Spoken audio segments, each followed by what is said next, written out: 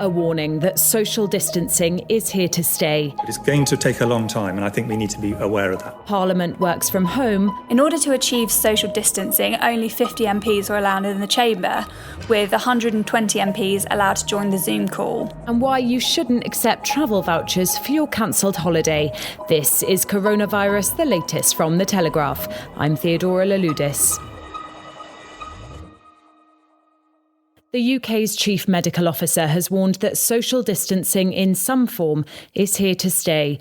Professor Chris Whitty says measures will have to remain in place until we have a vaccine or effective antiviral drugs. Until we have those, and the probability of having those any time in the next calendar year are incredibly small, and I think we should be realistic about that, we're going to have to rely on other social measures, which of course are very socially disruptive, as everyone is finding at the moment. But until that point, that is what we will have to do, and it'll have to be the best combination that maximises the outlooks. But it's going to take a long time, and I think we need to be aware of that. Foreign Secretary Dominic Raab confirmed the UK is coming through the peak of its outbreak. But the chief medical officer says other countries' experiences mean we're unlikely to see a quick fall in deaths. It came as another 759 people in the UK were confirmed to have died in hospital, bringing the total number of hospital deaths to over 18,000. Earlier, I spoke to Professor Alison Pollock, director of the Newcastle University Centre for Excellence in Regulatory Science. She told me waiting for a vaccine before easing restrictions would be a disaster. It could be 9 months or a year, and the public will not tolerate that. None of us will tolerate that. And indeed, the collateral damage from COVID may well be greater than COVID itself. We're already seeing children severely damaged because they're being denied their right to education and schooling. We're seeing the fact that the government has failed to shield older people and social care. And we're also seeing the consequences of not having a functioning health and social care service. So community mental health services, community OT, speech therapy, physio, all these services have stopped, and the face-to-face contacts are vital. There are many parts of the UK that have very few cases. In those areas, and these include Orkney, the Western Isles, Isle of Wight, Rutland, Blackpool, Hartlepool. In these areas, if you did the contact tracing, in these areas you could begin to relax some of the controls and allow, for example, children to go back to schools. And the big mistake this government has made is twofold. One is to treat this as a national epidemic rather than hundreds of outbreaks that need to be dealt with. And each of these outbreaks is in a different phase and needs to be dealt with at local level. That's the first mistake. And the second mistake has been not to put in the local capacity and local responsiveness that is needed. This means teams and teams of people to go in and deal with these outbreaks. We do it for sexually transmitted diseases, we do it for TB, and we do it for other infectious diseases. So there is nothing new in this. What is new is simply the scale that we need. But one of the problems is that the government has so decimated and cut back on the public health resource and on local authorities that there is no capacity there to do it. An autopsy in California has revealed that the first US coronavirus-related death came weeks earlier than previously thought. Before today, the first known death in the US was in Seattle on the 26th of February. But new information shows 2 people in California died at home with COVID-19 on the 6th and 17th of February. The US has now confirmed over 820,000 cases, almost 4 times the second worst hit country, Spain. President Donald Trump has confirmed he'll temporarily halt applications from foreign nationals seeking permanent residence in the US because of the crisis, a day after he announced the move in a tweet. By pausing immigration, we'll help put unemployed Americans first in line for jobs as America reopens. So important. It would be wrong and unjust for Americans laid off by the virus to be replaced with new immigrant labor flown in from abroad. His presidential opponent, Joe Biden, tweeted that the president needs to stop blaming others and do his job. The Telegraph's Washington correspondent, Rosina Sabor, says the crisis will have a significant impact on the presidential election. The coronavirus will shape Donald Trump and Joe Biden's fight for the White House. Support of policies to flatten the coronavirus curve is falling into two camps, along familiar and partisan lines. It's fueling fury over traditionally contentious issues like the reach of the federal government and the freedom of religious expression. This divide is ideal for Trump, who enjoyed success in his 2016 race by presenting himself as an anti-establishment candidate. Coronavirus is giving him a unique opportunity to stir up the same anti-establishment sentiment, despite being the head of the government. It'll be something the president will need to rely on, as coronavirus means he and Biden won't be able to campaign in the traditional way. There'll be no rallies, the lifeblood of Trump's campaigns, which he heavily relies on to connect to his supporters.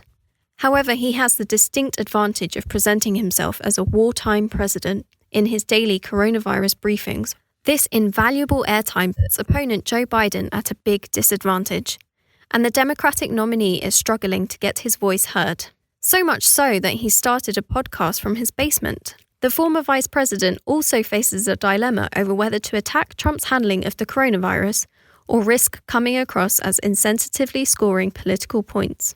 But polling between March and April, the period when the coronavirus took hold across America, with thousands of deaths and millions unemployed, saw Trump's approval ratings decline.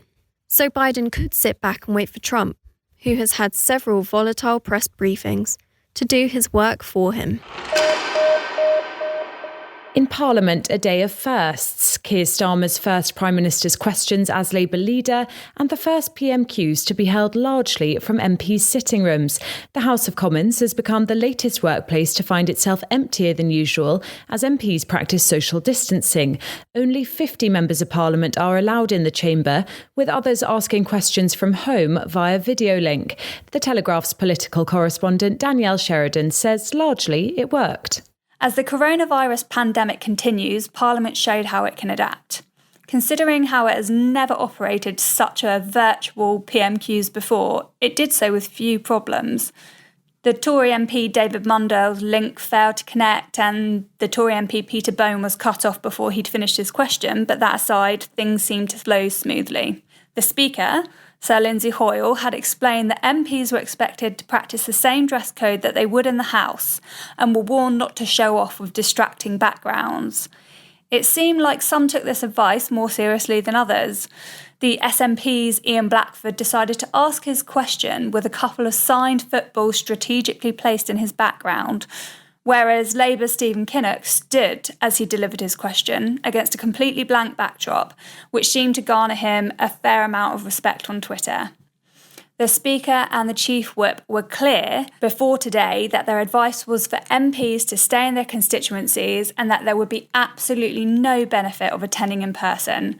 However, some just couldn't stay away, with around 30 MPs showing up in person, including the former Labour leader Jeremy Corbyn, who at 70 is in the high-risk category for the virus. Perhaps as MPs see how well PMQs function today, more will be minded to stay at home for next week's event. We are yet to see how Parliament will work online when it comes to voting, but that's a topic to discuss for another time. For now, it was a historic moment for the UK and one that we will no doubt remember for a very long time. Cancelled holidays are an inevitable side effect of the current travel restrictions, but finding yourself out of pocket certainly isn't. Consumer watchdog Which has found the UK's leading travel companies are breaking the law by withholding up to £7 billion worth of cash refunds. They say TUI, Jet2 Holidays, British Airways and EasyJet are among those failing in their legal duty to issue money back on trips impacted by the coronavirus within 2 weeks. This week, Ryanair told passengers they might have to wait until the pandemic's over for remuneration.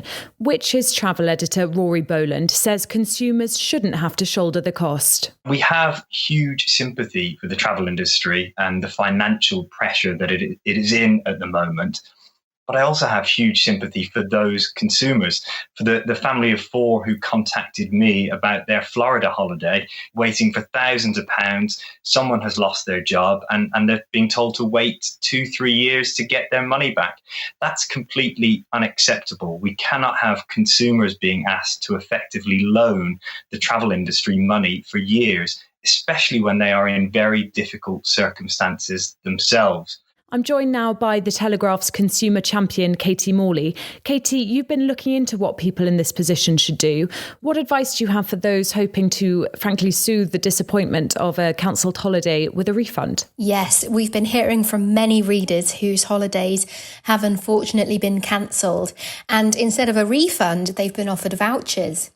Now, naturally, they're obviously very frustrated about this. Under EU rules, they are entitled to a refund to the original payment within 7 days. It's important to note that you can accept these vouchers, but you can also refuse them. And remember, they will be invalid if the airline later goes bust. So, my best advice is know your rights and stand your ground with airlines. Check your travel insurance. And if you paid by credit card, remember, you can always try a chargeback if the payment was for more than £100. Good luck and let us know how you get on. If you have travel plans and want to know more about your rights, Katie's written up information on almost every possible scenario and what you can or should do. I'll put the link to that in the show notes. If you have another question, perhaps you'd like one of our other journalists to clarify a point of government policy or how the official figures are counted, record your question on your phone and email it to me. The address is coronaviruspodcast@telegraph.co.uk. This is Coronavirus, the latest from The Telegraph. I'm Theodora Louloudis, and I'll be back on Thursday evening with your next update. Don't forget that you can access all of our news, analysis and advice from our unparalleled global health team completely free for the first 30 days. Go to telegraph.co.uk/audio.